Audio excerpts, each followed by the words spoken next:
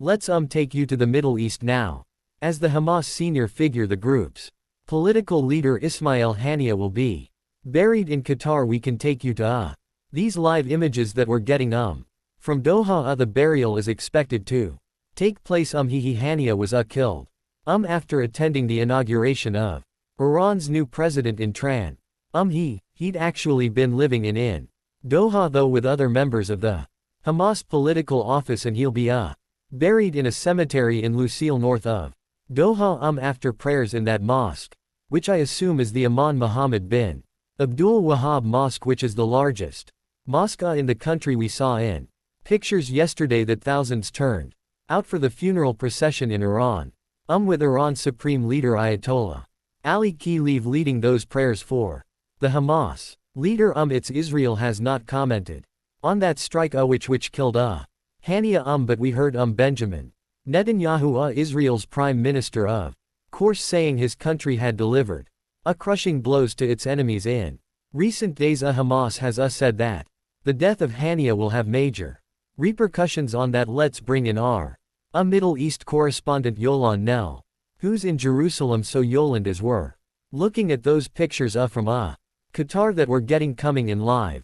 tell us more about what we are hearing about those potential repercussions. Well, certainly Israel remains on a very high state of alert security-wise. That killing of Ismael Hania came on the back of the assassination of a Hezbollah commander, which Israel says was carried out in response to the Hezbollah killing of 12 children in a rocket strike in the occupied Golan Heights last weekend. And the expectation really is that both strikes were really involving figures who were too senior. They cannot be ignored. They also real security breaches as far as Hezbollah is concerned, with this commander being killed in its stronghold in the south of Beirut. And also as Hania, although Israel says it was not responsible, it's widely blamed for his assassination, and he was killed in Tan inside an accommodation block that really belongs to the Islamic Revolutionary Guards there. So there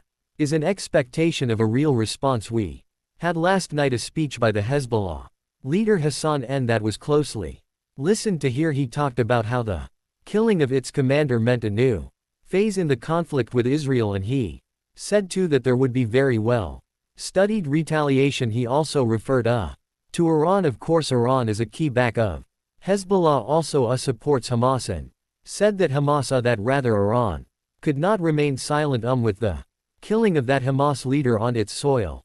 So I mean, what we've seen going into both the main Israeli and Lebanese airports, a number of flights being cancelled or delayed. We know that we had the Israeli Prime Minister Benjamin Netanyahu speaking last night to the US President, to Joe Biden. The White House said that they discussed US military deployments to support Israel against missiles and drone strikes, but we also had Joe Biden talking to reporters afterwards, and when he was asked about the killing of Hania and what it meant for a ceasefire and hostage release deal, he said that it was not helpful. We seeing more detail too about actually how Ismael Hania was killed. What do you think that tells us about Israel's if it was indeed Israel's capabilities? I mean the indications, according to reports after there were initial reports that this was some kind of an airstrike, perhaps even one involving a rocket launch nearby. That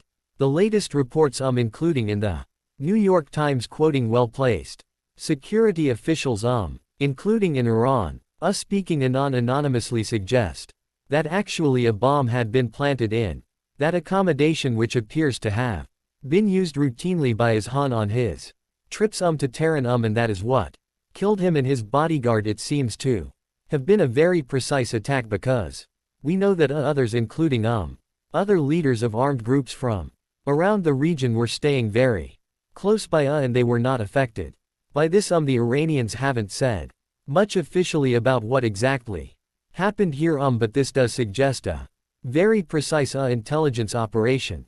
And that could be another reason why Israel has not commented here. It did say that it had not carried out, through the military spokesman, any additional air strikes beyond those which it had already taken.